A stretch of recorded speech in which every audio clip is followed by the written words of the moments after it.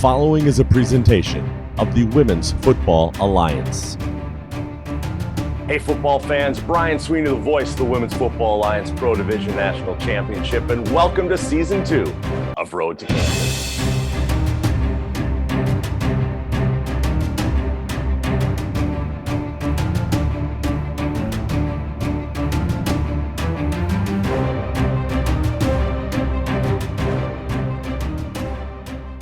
This season on Road to Canton, we have more talent, more stories, and more time to take an in-depth look of the 11 teams that make up the WFA Pro Division.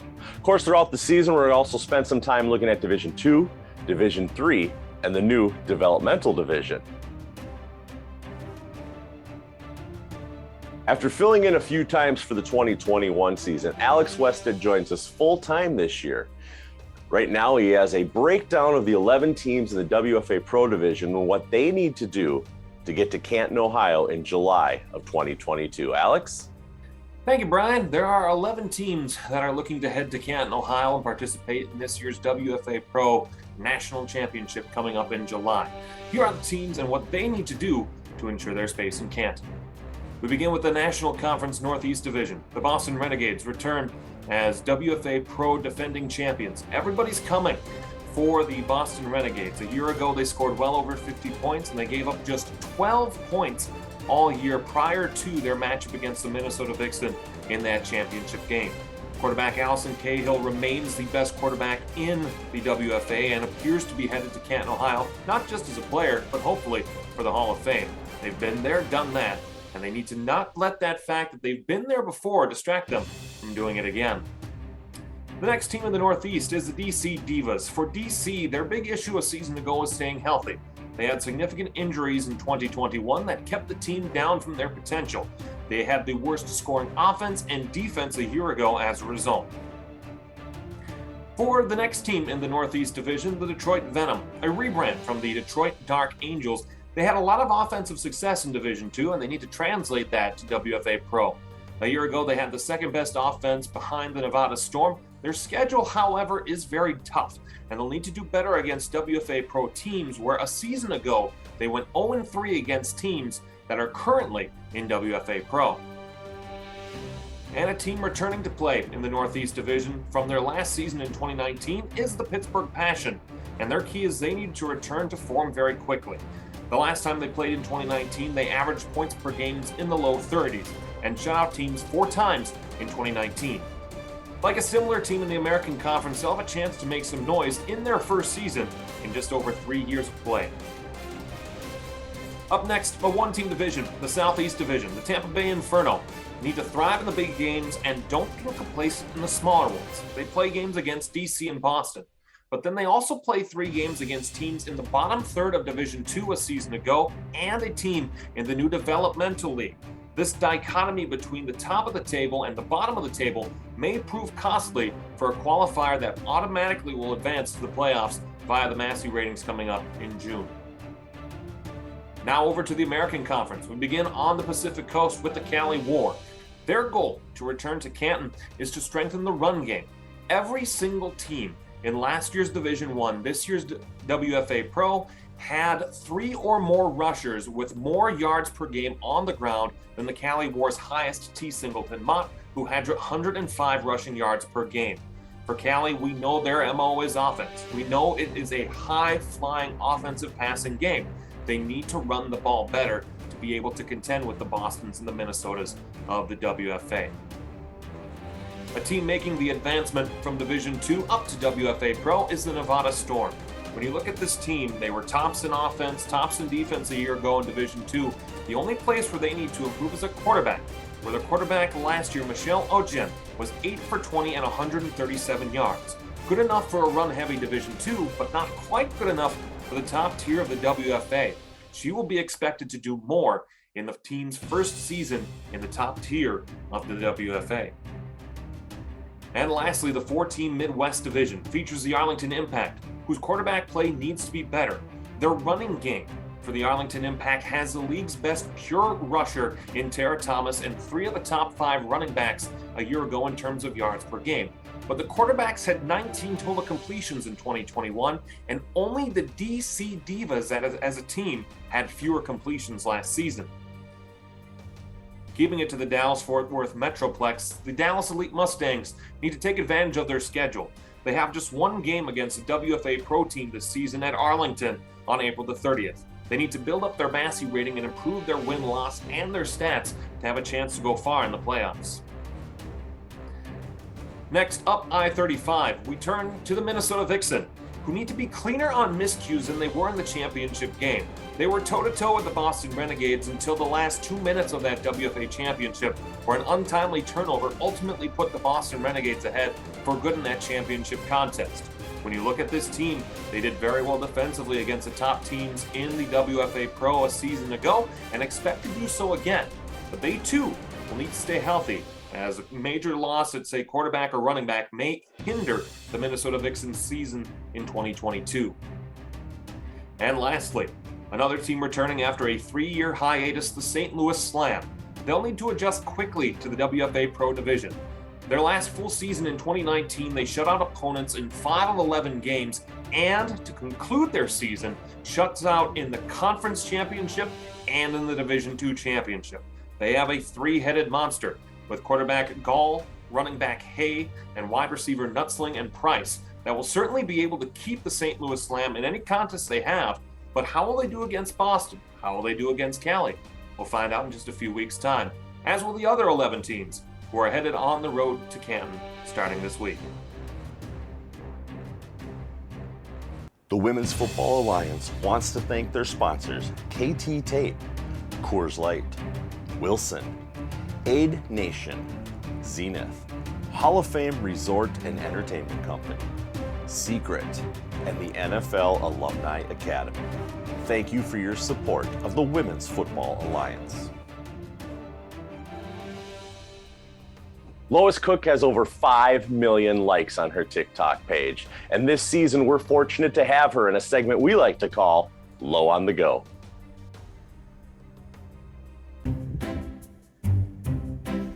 Wait, what? I don't know where she is. She's not here. Alexa, we have a problem. She's not here. What do we do? Call Allie Hamlin on the double now. Did you say Allie Hamlin? Did you not hear me? Yes, girl, call her right now. Okay, on the way.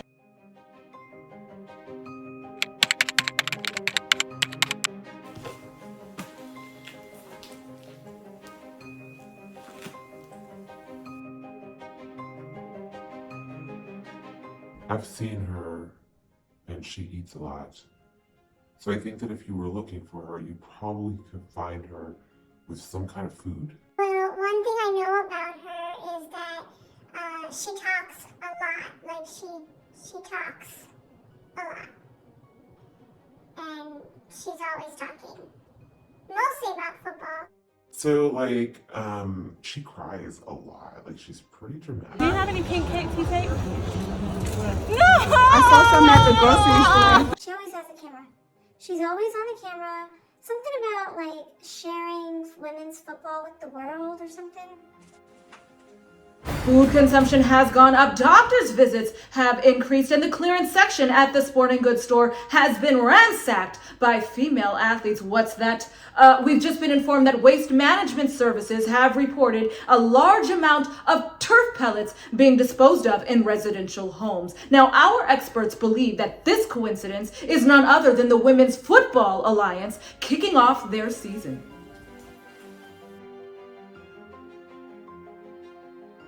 Well, the one thing that I know about the Women's Football Alliance is that you better not have any weddings or any funerals or anything like that. The season is April through July, so there's no time for anything else. The women who play, it's like you get the best of both worlds. You know? They're like fierce, but also fabulous, but also fearless. Come check this.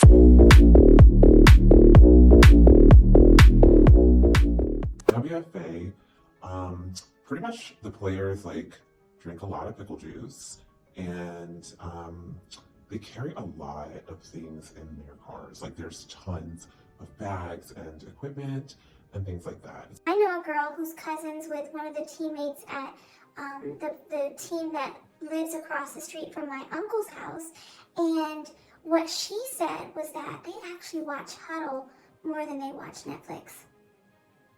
Yeah.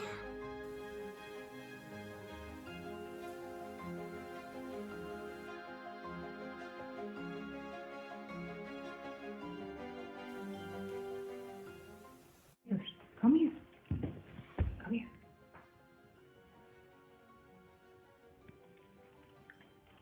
Go find her.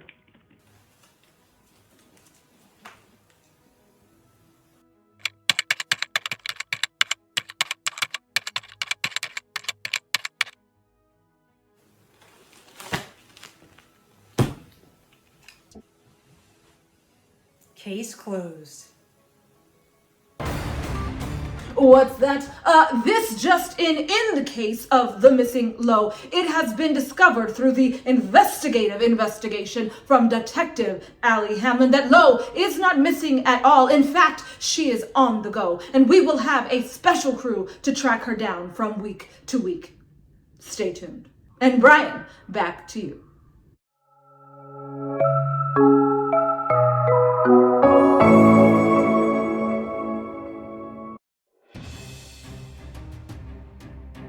Let's take a look at this weekend's Pro Division matchups.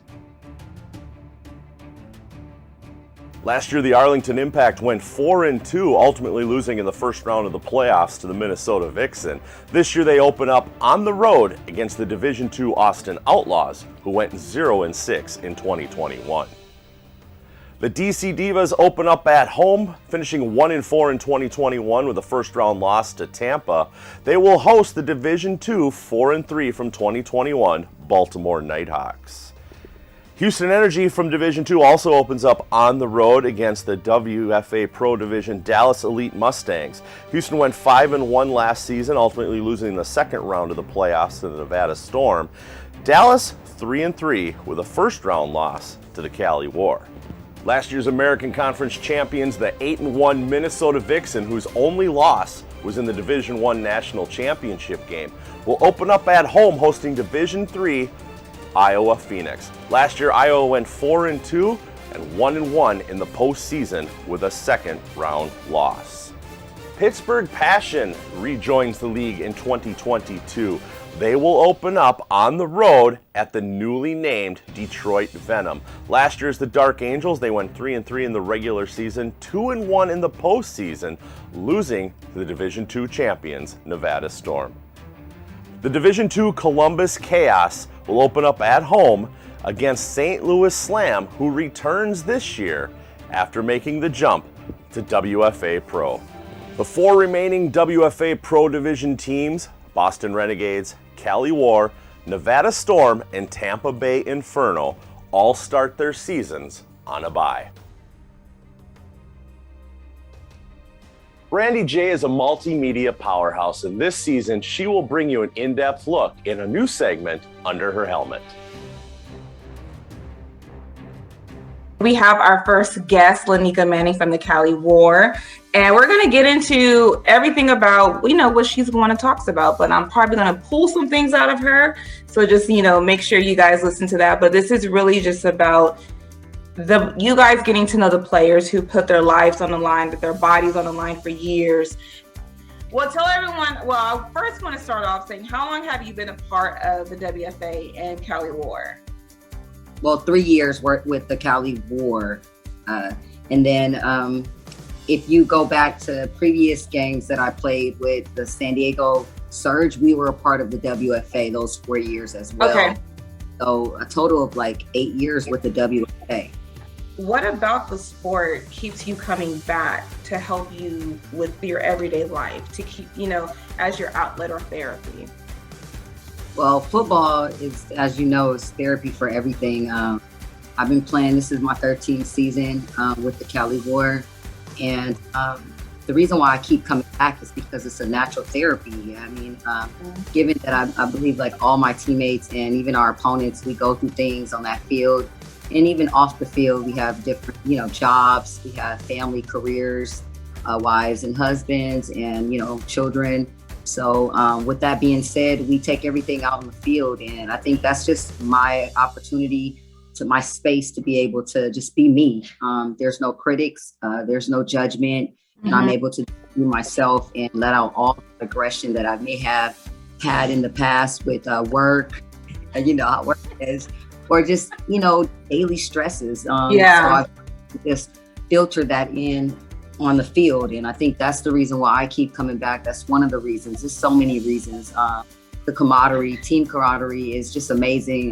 My teammates, we all support one another. And I know the other teams, they probably have the same, bond as well. It's like a family. We actually say in our huddle sometimes, football, faith, and family, because those three together are really truly what we really stand for. So, and I know you've experienced some traumatic things off the field in your personal life, losing parents, loved ones. How has that affected you on a day-to-day, going through that trauma of losing parents? Well, it is difficult. There is no script for that. Living in a world without parents, it really isn't a script. I mean, I just kind of thank God for what I had, and that was the time with the moments and the times that we were able to share together. I think about those that are less, because I do work in social services, and I've been working in it for 20 years. So I think about the kids that maybe never had an opportunity to have a mom and dad to know them. So I try to, pull into those type of aspects to keep me focused and grounded. But on an honest note, it is a struggle. I had struggled with depression after I lost my mom. It was very difficult for me to be able to just get back on the horse and keep going. I'm resilient. I've been through a lot of things in life. Normally, I don't let nothing really, get me off of track. But that was one thing that kind of just, pierced my heart. And I did have my teammates. It's crazy because a lot of them came to the hospital. They came and prayed with me, came to my home. Everyone knows I'm like a kind of OCD type of person. Oh yeah, you are. Everything fresh, neat, fresh. So I like to keep everything nice, fresh, and tidy. So during that time when you are grieving, you seem to, get sidetracked of, who you are. So I didn't do those with my teammates. A lot of my friends and teammates came over and they picked up where I left off. They cleaned for me. They did different things to just keep me, doing my same routine. So it was a struggle, but daily, I lean on to God. I have a relationship. And I just truly, when I'm struggling, I go to the Word. I go to different friends that are grounded and they're positive. I have a lot of good support system that's around me. My aunties, they are very good as well with just, giving me some positive feedback when I have some type of negative thoughts or something like that, as far as feeling like it's just difficult, to deal with the loss. I'm definitely looking at giving back to those who struggle with this loss of parents, giving back and just trying to be a support to young adults who struggle with this. It is a struggle, and it could trigger different things in individuals that, depression, anxiety. So I am looking, with my agency that I currently work with now, to try to give back and try to help with starting something like that, just to provide a space for those individuals. Like I said before, they need to know you guys off the field. They need to know what you guys go through, what daily struggles, because I sometimes feel like people don't understand that. I know they always say, leave everything off the field, but as we're human beings and we go through things and we have all these things on our back and on our shoulders. And one thing I love about what I heard is you being a part of social services for 20 plus years, that's a lot of energy. Just doing that daily, and just hearing the stories of other, children and young adults who are going through something, and how do you not let that just drain you? Because that in itself, it's I'm just being honest, it's draining. And then you got to go and do this and do practice and get on the field and live life. I'm like, how do you not allow that to drain you and you still have the energy to be positive and outgoing and all that? Well, for me, working in social services, it's not for everyone. I'm just gonna say. No, it's not. And it's not. But you have to absolutely have a passion. And I've been doing it for so long. And I just remember when I was a young girl and I grew up different areas in Los Angeles, some parts in Little Rock and Palmdale, my dad's side. But when I came to Los Angeles, living in South Central LA, my mom, she decided when I wanted to go to junior high, I was not going to go to Henry Clay with everyone. So she bused me. Oh, Through a medical magnet where there was nothing but just no one there. Nothing. I didn't even know Tarzana exists. And when I would come back, everyone would be, it was like, 5 o'clock, everyone's, it's dark time, everyone's going back into their house, after, when the street lights come on, you have to go in the house. You better get in the house or it's going down. With that long story short, I would come back and I would just see the kids' eyes, some of my friends in this poverty-restricted environment that we lived in, and they just had hopelessness in their eyes. And my mom, she utilized the choice application to bus me because I was gifted to this medical magnet junior high school. And even though I only had one friend I knew, and eventually I developed friends, friends. And she took me out of an environment to help me grow. And I know what it's like to feel when I was at that school. I felt like I was alone. It was very difficult. It was a challenge. And then just growing up, coming back to my environment, and I had struggles growing up. Different people, different family members on having a drug problem and drinking. That environment was very. It was very, depressing. And so my mom wanted to at least have a space for me to learn. And so what I know is that remembering those feelings, and then being a teenager, just having a lot on my shoulders, having to make different decisions, more as an adult, as a teenager, I remember how that felt. So when I started working in the social services field when I was 21 years old, I just remember being one of those kids. Yes, I didn't get removed from my home, but I remember feeling alone, feeling like the world was all on my shoulders and feeling like I had no one to talk to. So how do you maintain, just being positive? Like, what tools do you have? What resources do you have? And why do you think it's important to stay positive when you're giving yourself to so many people? Honestly, I'm blessed. God made me like this. I'm really resilient, and I really get a reward seeing others do well or helping others. I really love helping others. That's my passion. So when I'm working in the social service field, to me, it's not a job. To me, it's like something that I would do on a normal basis. And, just to see another succeed, it just gives me gratification, and it just makes me feel good inside. So that's one thing that is just a natural thing I do. But as far as what I do to take care of myself, I watch a lot of Netflix and Hulu. That's one thing I do. Girl, what you be watching? I play poetry. I write some poetry. I do write poetry. I would like you to just read some poetry. So I'll read a little bit off my head. Honestly, I'm gonna read some off my head. Don't try to, and when you see me in person, don't try to throw a football at me or anything like that. I'll say a little bit. Okay, so I rise despite the expectation that was told to me. I rise because the fire in my heart burns like the water in the sea, and success is only given by the eye of the beholder. That's you and me. I rise because I was always told to reach the sky. Wounded by poverty, attacked by adversity, I took charge. Your destiny is only what you make it to be. I'm gonna stop right there. That's a little bit.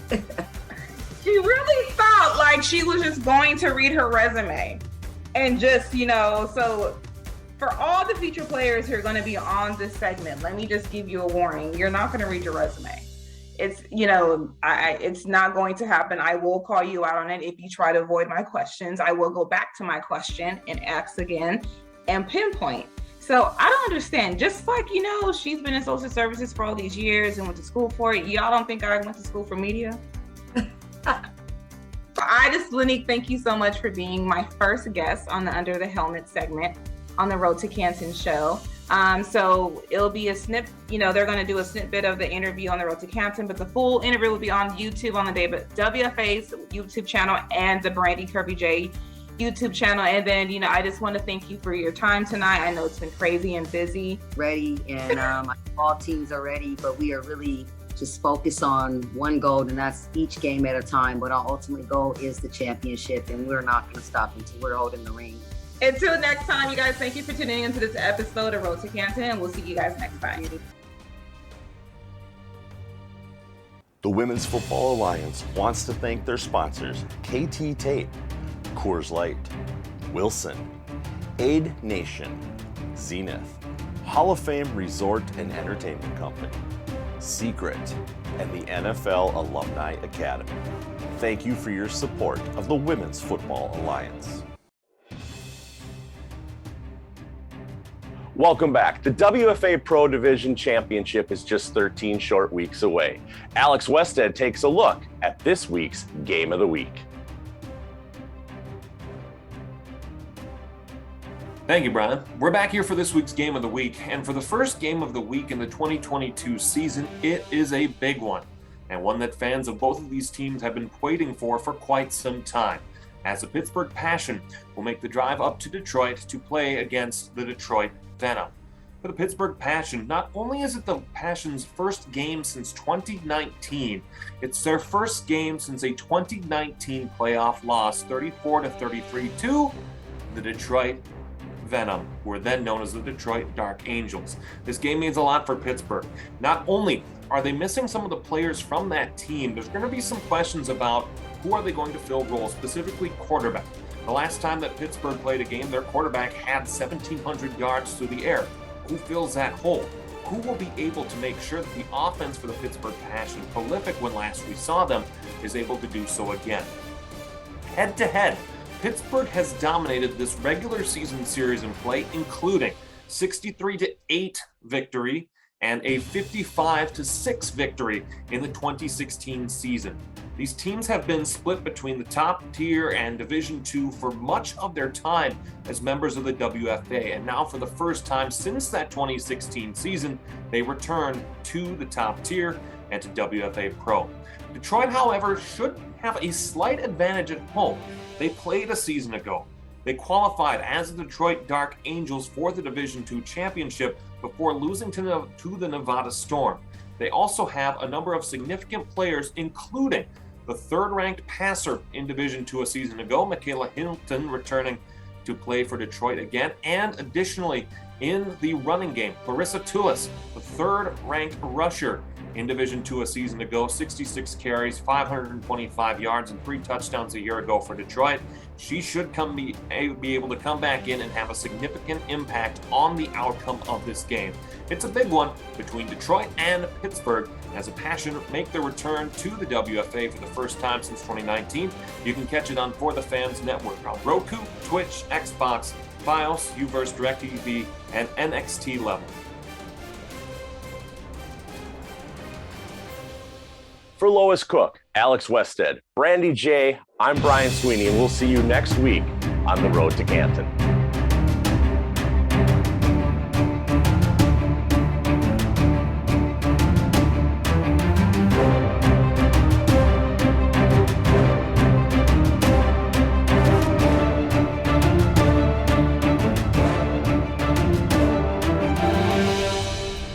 Thank you for watching the preceding presentation from the Women's Football Alliance.